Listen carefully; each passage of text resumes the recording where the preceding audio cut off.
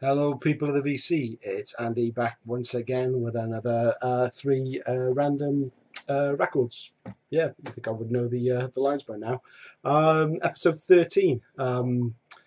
First off, thank you for everybody for allowing this series to continue for as long as it has. There's a few more to go, and with your help, I'm going to get there, I think. I get through all these records. So again, these are the records that I had in my collection before I started doing YouTube videos. I'm not going to go through a full list of the rules like I normally do at the start of these videos. Regular watchers, you know it by now. If it's your first time watching one of these, then there'll be a link up to a previous episode. Have a watch of that and get the full instructions. But no doubt I'll get carried away at the end and I'll cover them all again, so you can get involved. So I'm going to dive straight in with the first selection. Our first selection was from Blackwell Rules, who chose number 2. So Blackwell Rules, he's one of my favourite channels on the VC. Puts out a lot of videos. I've tried to keep up with them. I'm usually 1 or 2 videos behind though, just on time to watch them. But watch them I do. Very, very entertaining. More towards the hard rock side than heavy metal. He's got a 100 subs competition going on at the moment where you have to do show off your air guitar skills. I've just uploaded a little video for that. Just prior to making this one, so check that out. It's only short. In fact, don't check it out. It's a bit embarrassing, really, but never mind. Got to join in with these things. So yeah, number 2, Blackwell Rules is Motley Crue's "Shout at the Devil" from 1980. Excuse me.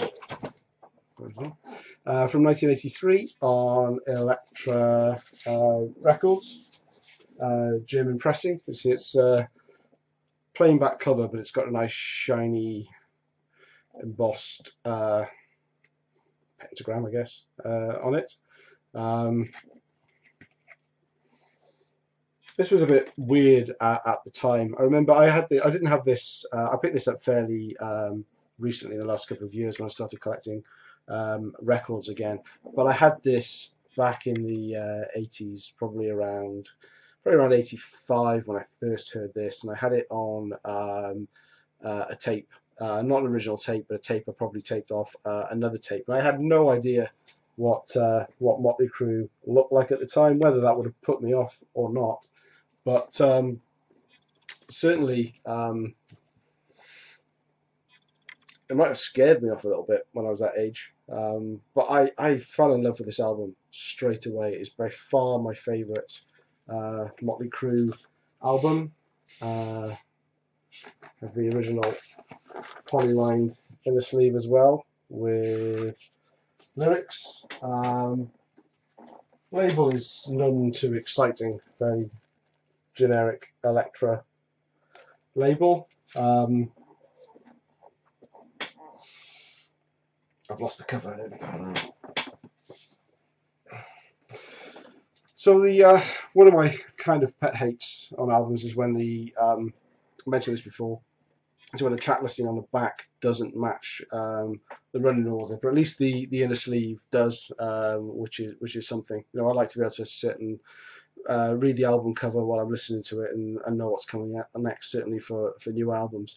But the track order here is weird. It's a really I can't explain what order it is in either. It's not alphabetical. I'll say it doesn't match the running order. I don't know whether they changed. This was printed and they changed the running order of the pressing or not. I don't know, but it's probably the only thing that annoys me about this album. Has a little intro in the beginning. If you've got the album, you're probably well aware of it, with a bit of a narration going on, and that's credited on the sleeve to the band's mascot, Alistair Fiend. But as with all imaginary mascots, they don't have a voice of their own, and it was actually voiced by the engineer. One of the engineers on the album, a guy called Jeff Workman worked with other bands such as Journey, Queen, Twisted Sister, but he's credited as well, and with thanks for their behemoth sounds on the lyric sheet. I mean, when we think of Motley Crue, and what people think of Motley Crue, I think you think of them as a glam or a hair metal band, but you know, this is dark and sleazy, and it's really entertaining, and I don't like a lot of what they came out with when they really went commercial. But this for me is one of my top 10 metal albums that I own. Love it. Gets a regular spin. So there we are. It's number 2. I've actually got a cut out the corner. I think this was a Discogs purchase. In fact, probably one of the first records I bought when I started collecting vinyl again. I certainly went through to some of the classics that I had in the 80s, but not original versions, and very, very happy to have picked this one up. So thank you, Blackwell Rules, for submitting a number and playing along, and good luck with your competition. Next up, another great channel, although he's been fairly quiet for over the summer period, and that's Chris at the Vinyl Transmission channel. Again, so a guy who knows his heavy metal music. He makes great videos, very good visual effects and sound effects and things. Really complements his story when he's talking about the records that he's picked up. Anyway, so Chris, you put down number 46, and that again, in fact, all 3 albums today. I can't fault any of them. I do normally like to have a rant when I don't like something, but you're not going to hear any of that today, unfortunately. But number 46 is live at Eindhoven, Testament. So this is from 1987, German pressing on Megaforce. As you can see there, this is it's an EP really. There's 5 songs on there, 4 from their debut album, The Legacy, and down here, Reign in Terror, which is a demo from when the band was actually known as the Legacy. Legacy. Obviously, their first album was The Legacy. But this sounds great. This is my introduction to Testament. It probably was a bit of a blind spot at the time. I knew they were a thrash metal band, but you know, it's sometimes great when the first thing you hear from a band is their live material. So I really love this. There's a slight split in the scene above. I've got the original inner, but it's just a plain white, so I'm not sure of that. I'll show the Megaforce label. Again, nothing custom about it, just a plain black label with the titles on.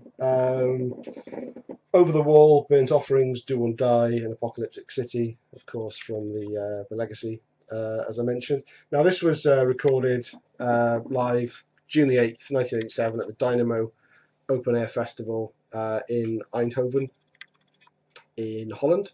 I had a look up about what this festival was all about. Apparently, on the same bill, same lineup as Testament were playing at this gig. A number of different bands, I think about 6 or 7 bands, and this was at the time when festivals were there was just one stage. There wasn't different stages for different genres of music, and they were sharing a stage with bands like Destruction, and probably more surprisingly Striper. Now, I can't imagine you know, Destruction, Testament, and Striper all sharing the same stage in this day and age at a festival. But you know, that was fairly common, certainly in European festivals in the 80s, to have such, you know, a diverse lineup on a single bill, all on the one day.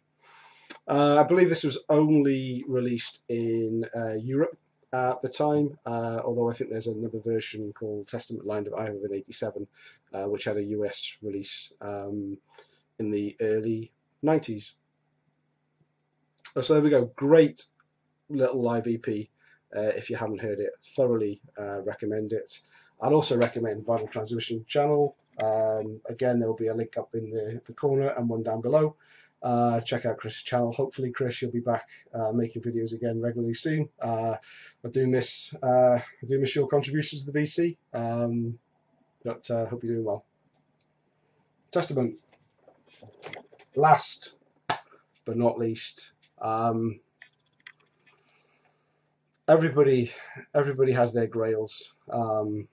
Grails are hard to come by.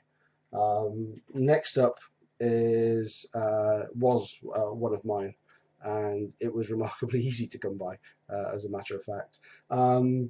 So who chose this one? Who chose this one? So this was Spin It Tweaks. He's a UK VC member. Again, very entertaining videos. Shows a lot of different styles of music, unlike me, who's very much stuck in the niche of metal, mainly around the 80s. Spin It Tweaks, lots of different kind of music. I like watching his channel because I just like hearing people talk about their experiences with their music and what they like about bands. And I recognise a lot of what he shows without necessarily being the type of music that I'm into. But I'm very glad you got involved. So you chose number 101, and that is the self-titled album by Angel Witch. So this is what, 1980 original pressing on bronze. There we go. Now this is fairly hard to come by these days. It averages, averages for a fair copy on Discogs. Certainly from UK sellers at around £30, so around $50. As I said, I didn't expect to find a copy as quickly as I did. These go for crazy money on eBay and Discogs, so imagine my surprise when I came across this listing on eBay.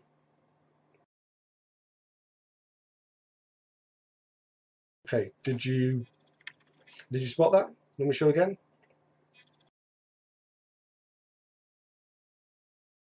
So, Angle Witch. I love it when people on eBay misspell their auctions. There's plenty of bargains that can be picked up as long as other people aren't looking for it as well.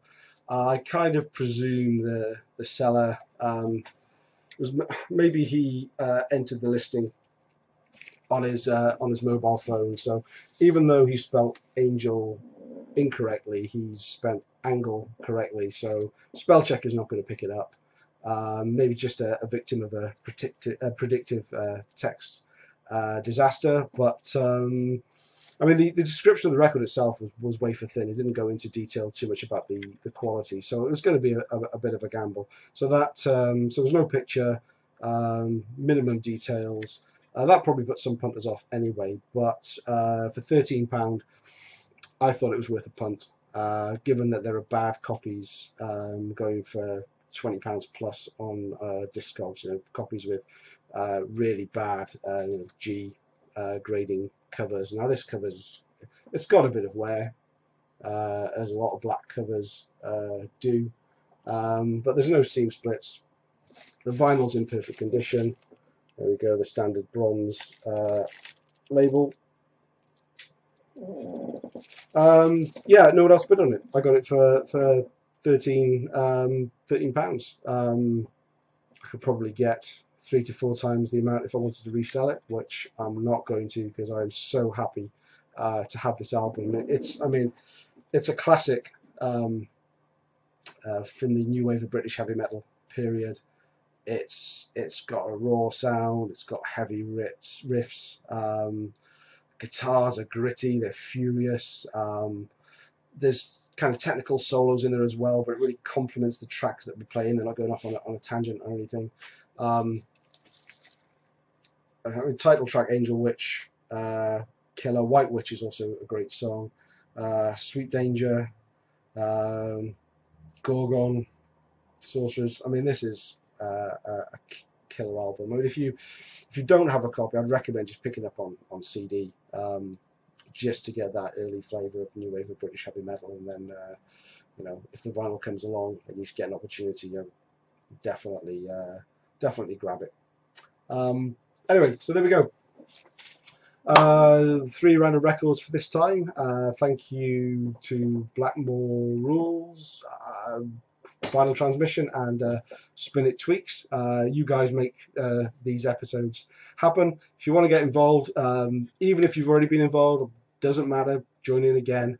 Leave me a number between 1 and 150 in the comments below. There's a link, as usual, to a blog post where I've got a grid that shows every album that's been selected so far, all the numbers that have been selected for future videos, and all the numbers that are still available for selection. So please get involved, and I'll show some more, 3 more records from my collection next time. Thanks for watching. See you again soon. Bye now.